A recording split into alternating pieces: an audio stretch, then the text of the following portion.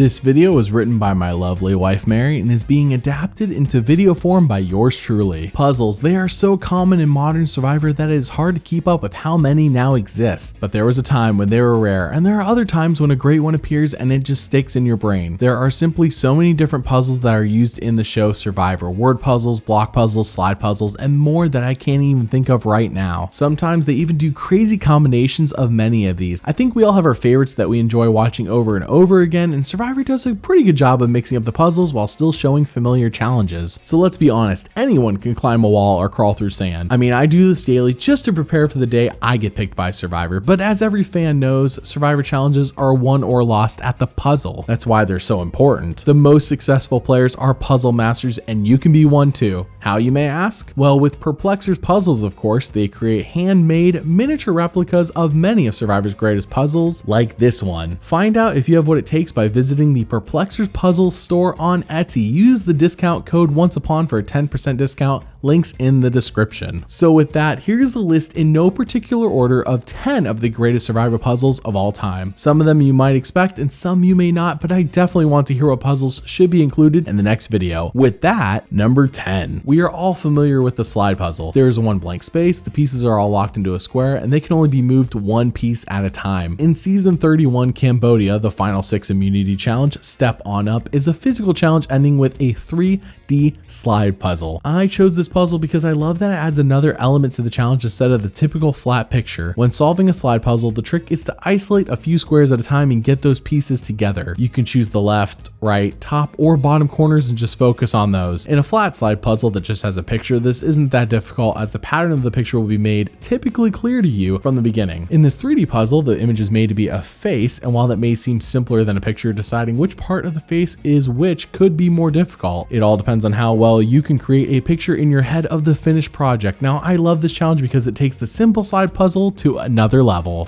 Jeff! Spencer thinks he has it! Spencer has it! Spencer wins!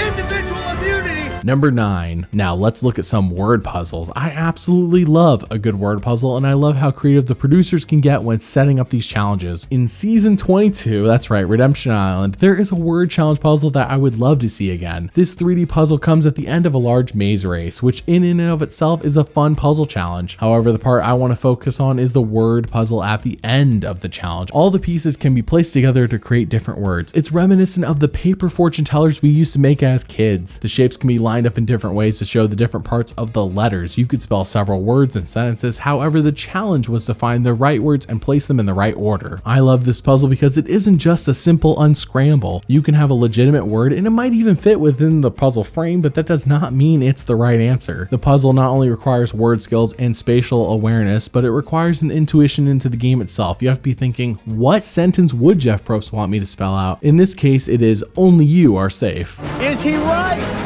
Only you are safe. He is. Yeah! Rob Moreno wins final immunity. Number 8. This next one may come as a surprise to you. I don't think many people think of this one as a legitimately great challenge, but I honestly love it. In Pearl Islands, there is this word scramble challenge. You may remember it for a whole different reason, but we're going to focus on the challenge. There is no physical aspect to it. It is simply to make as many words as possible from the phrase Survivor Pearl Islands. I know that it isn't necessarily exciting to watch people write. However, I love this challenge because I felt like I could be a part of it. I love sitting and watching the challenge and thinking to myself, how many words could I make while they're actively working on it in the television show? This is rare. There is hardly ever a time when I'm watching a challenge on TV and thinking I could participate in that. Really, word puzzles are the only ones in which the audience could possibly solve it before the contestants. There's also the iconic moment, what I kind of referenced before, where Jeff proclaims Burton as the winner, but then production says, oh no, everyone come back. Actually, Burton misspelled one of the words that Jeff missed. Not the best moment for Jeff, but one I won't be forgetting.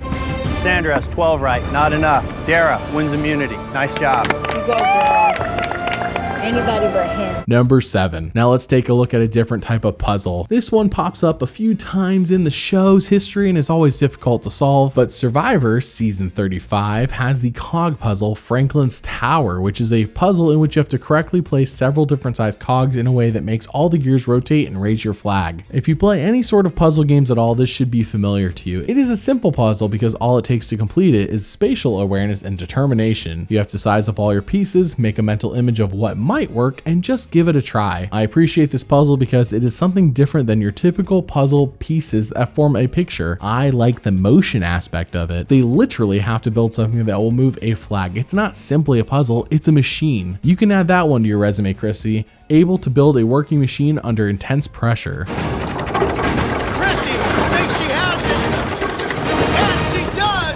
Chrissy wins individual immunity. Number 6. Another unusual puzzle is in the finale of Survivor Millennials vs. Gen X with the Tower of Power challenge. This puzzle comes at the end of a physical challenge and requires the contestants to create the image of a bat hanging upside down. The first 2 pieces hang from a branch, but all the remaining pieces must be balanced carefully in the correct position. When placed correctly, the bat will hang just perfectly balanced from the branch. I really like this puzzle because of the hanging aspect. You not only have to figure out how the puzzle fits together, it has to hang without falling upside down from 2 simple hooks. One slight bump and the whole puzzle could come crashing down, as we see here with Jay. Jay, almost there.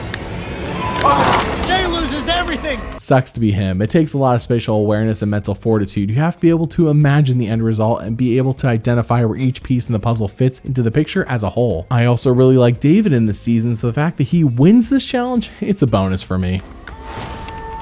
David thinks he has it.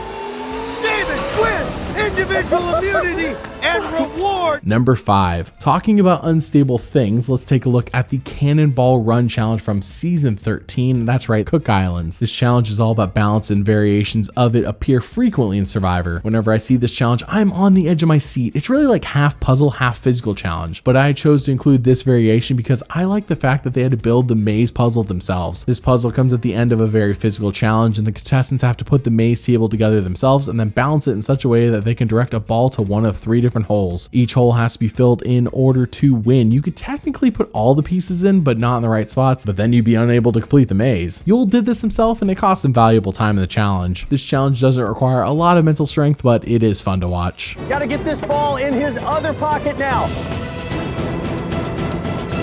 Ozzy wins immunity.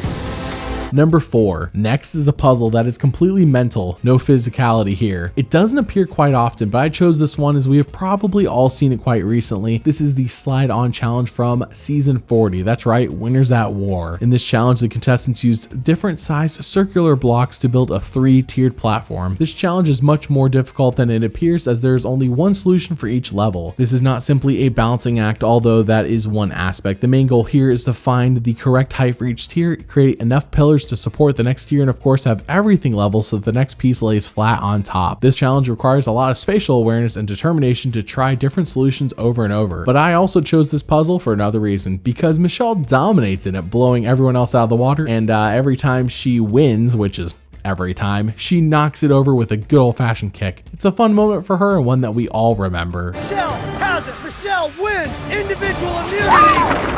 Guaranteed spot in the final 3. That's it. That is it. Michelle wins individual immunity. Number 3. Next, we have a beautiful puzzle that is also from Winners at War. In episode 2, we have the challenge Dragon the Dragon, which is a physical challenge that ends with a huge circular puzzle which forms the picture of a dragon. This challenge has only appeared in a few seasons of Survivor, but again, season 40 was a recent watch for me, so it's pretty fresh in my mind. This puzzle is gigantic, and it's a team puzzle. It's also front and back, which seems to add another element to the puzzle, but it's really just there for the audience's sake. That's one aspect I really like about it though, because no matter what angle you're viewing it from, you can really see at what stage the contestants are at. I also appreciate the difficulty of this puzzle. It's circular, it's large, and has a lot of pieces. DeCall's strategy of working on one stage of the frame at a time seems reasonable, and it does work out for them, as they do end up winning. For some reason, Soleil decides to spread all the pieces out on the table, trying to put them in the right order and then place them in the frame, but this costs them way too much time and ends up being a blowout. Some people say that Boston Rob was too distracted by the fact that Amber had just been voted out. This could be true, but whatever the reason, this puzzle is not easy and requires every bit of mental concentration as well. There it is. DeCall wins immunity, sending Sele back to tribal council Number 2. The final two puzzles are both 3D and vertical puzzles. Can you take a guess? Well, they are some of my favorites in the game. Not only do they each require mental strength, spatial awareness, and balance, they are beautiful and fun to look at. The first one is along the watchtower and comes from Winners at War again. This puzzle is a team challenge and requires the contestants to place leaves on a tree frame. It looks as though there are several solutions to this puzzle, but really only one will allow all of the leaves to be placed correctly on the stand. This is a very difficult puzzle. There are no lines or patterns in the color scheme of the tree or leaves to point to which direction they should even be placed. This is strictly based on the shape of the pieces, which makes it very difficult because the pieces are all irregularly shaped and yet also similarly shaped as well. There are a lot of curves and wavy lines, which makes it more difficult to determine if a shape fits or not. The freeform aspect of the puzzle also means that it has to be balanced well. As we can see here, Sarah is placed in the last piece of the puzzle but accidentally knocks out two of the pieces at the same time. It doesn't keep them from winning, but it was a mistake that could have lost them the challenge if the other tribe had not been a few pieces behind. Again, I love this challenge as it is difficult, but the end result is beautiful.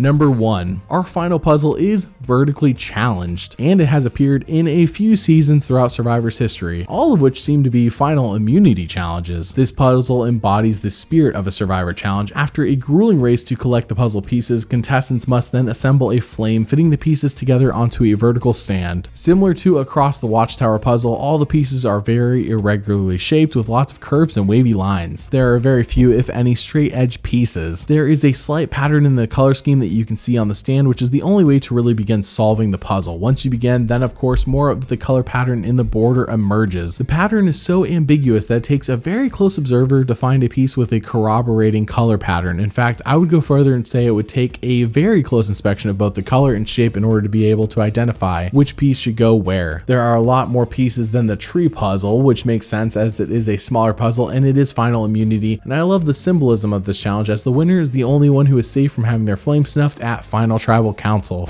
Cochran wins! Oh my gosh! Final immunity is guaranteed a spot at the Final Tribal Council. So what do you think? Tell me your favorite Survivor challenges and let me know which puzzles I should include in the next video. See you next time.